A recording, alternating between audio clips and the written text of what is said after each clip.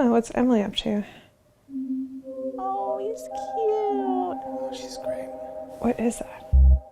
Is that a cat? Yeah, it's a cat. Sick. Flawless. Abs.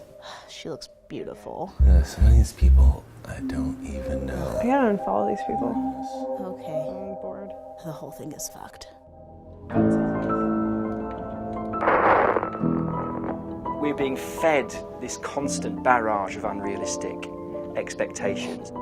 You've got to be this individualistic unit of perfection with a perfect face, a perfect waist, a perfect holiday, a perfect breakfast.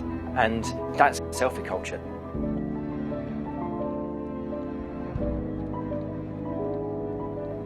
The idea that there is this perfect golden you is simply not true.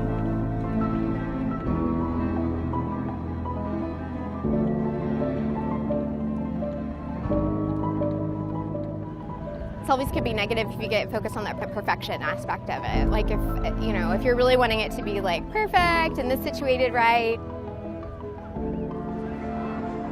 I know a lot of like children who grew up in homes where like their own mothers would tell them, oh, you would look so much better if you had like eyelid surgery or if you got a nose job.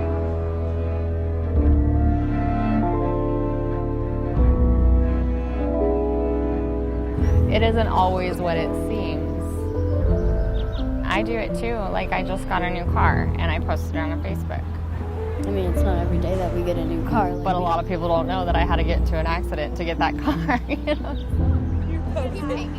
You've got to be a hustler now. You've got to push yourself forward. You've got to prioritise yourself over other people. And you've got to be this individualistic unit. So a common theme seems to be people setting overly high expectations for themselves and then failing to meet them. And when they fail to meet them over and over again, they enter this state of despair, which can manifest in all kinds of different self-destructive behaviours. Suicide is up in lots of groups. Self-harm is up. Eating disorders are up.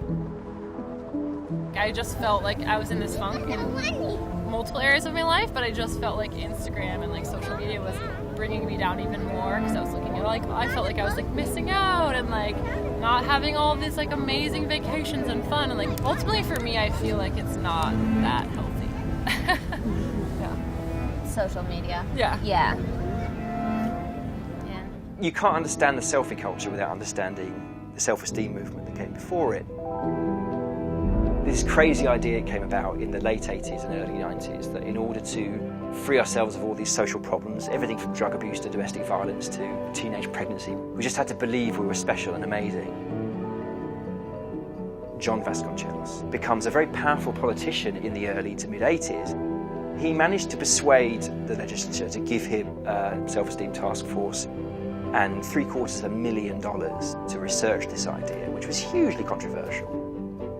He promised the legislature, when you increase self-esteem, people just blossom and become amazing, and it was like a vaccine. And 3 years later, he announces the results. They're in. The scientists agree with me. There is a causative link. Everybody jumps on it. Oprah announces that self-esteem is going to be the catch-all phrase of the 1990s. You see the beginnings of the Keep Fit revolution. You have to look good.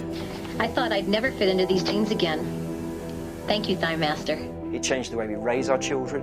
It changed the way we taught our children. And so the idea became protect our children from failure, build their self-esteem. They were telling me that it didn't really matter whether a child could spell, just so long as they felt good. Now, this idea was false. The scientists did not rubber stamp his beliefs. It was actually a lie propagated by the Self-Esteem Task Force. But the idea became viral. We tell these newborn millennials they're amazing and special and wonderful. And not only are you special and amazing, but you deserve to be treated as if you are special and amazing. And that is a definition of narcissism. Narcissists believe that they deserve to be treated differently from other people. What you see in the data from the early 90s, when the self-esteem movement really blossomed, is that you see wobbles in the rates of narcissism in young people, and then it starts to rise. Then it keeps rising. That's one of the ways that the millennial generation was built. Put the blame where it belongs, on the self-esteem movement. Nobody's stronger than me. Nobody has better toys than I do. Nobody respects women more than I do. There's nobody bigger or better. Nobody's better than Donald Trump. I am your voice.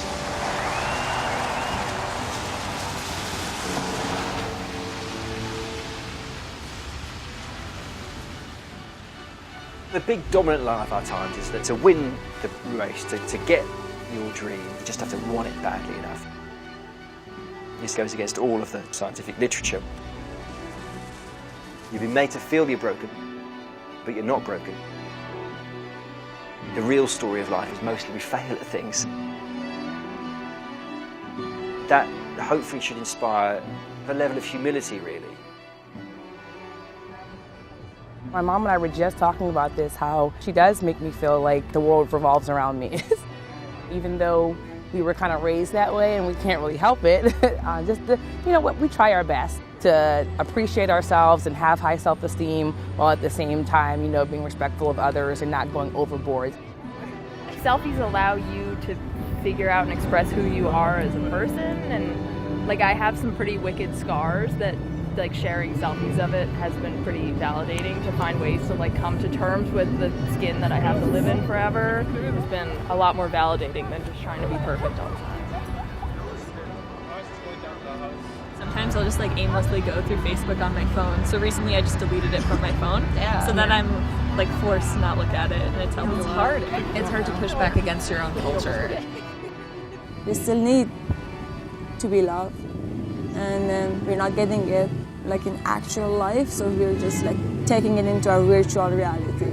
But if you make that connection with other people, it's way more satisfying than that one like or 100 likes. Go out and touch hearts as opposed to touch your screen.